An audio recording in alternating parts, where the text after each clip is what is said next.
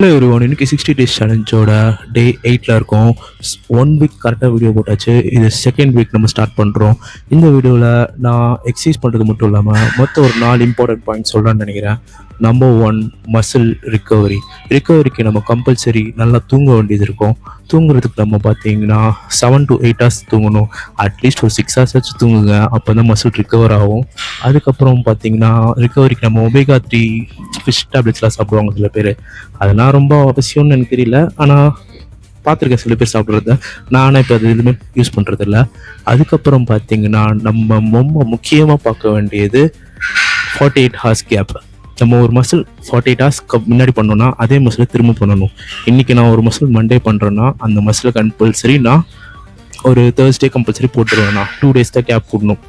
அப்படி பண்ணிங்கன்னா உங்களுக்கு மசில் நல்லா கெயின் ஆகும். வாட்டர், தண்ணி நம்ம கம்பல்சரி ஒரு 4 to 6 liters வாட்டர் எடுக்கிற மாதிரி இருக்கும். நீங்களே இப்போ கூகுளில் ஓப்பன் பண்ணி பார்த்தீங்கன்னா உங்கள் பாடி வெயிட்டுக்கு எவ்வளோ தண்ணி குடிக்கணும்னு பார்த்தீங்கன்னா உங்களுக்கே தெரிய போகுது.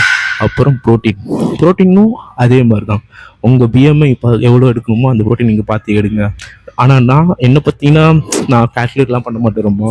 ஸோ அட்லீஸ்ட் ஒரு 100 grams ப்ரோட்டீன் எடுக்கணும்னு சொல்லிட்டு ஒரு 7 eggsம் ஒரு ஹாஃப் சிக்கனும் வாங்குவோம். ஒரு 500 rupeesக்கு சிக்கன் வாங்குறேன்னா 2 நாளைக்கு சாப்பிட்ற மாதிரி பார்ப்பானா. அது மாதிரி நீங்களும் பிளான் பண்ணி ப்ரோட்டீன் எடுத்திங்கன்னா கன்ஃபார்ம் மசில் வந்து பில்ட் பண்ணிக்கிட்டே போகலாம். ஆனால் 6 to 7 months ஆகும் கம்பல்சரி உங்களோட ரிசல்ட் பார்க்குறதுக்கு.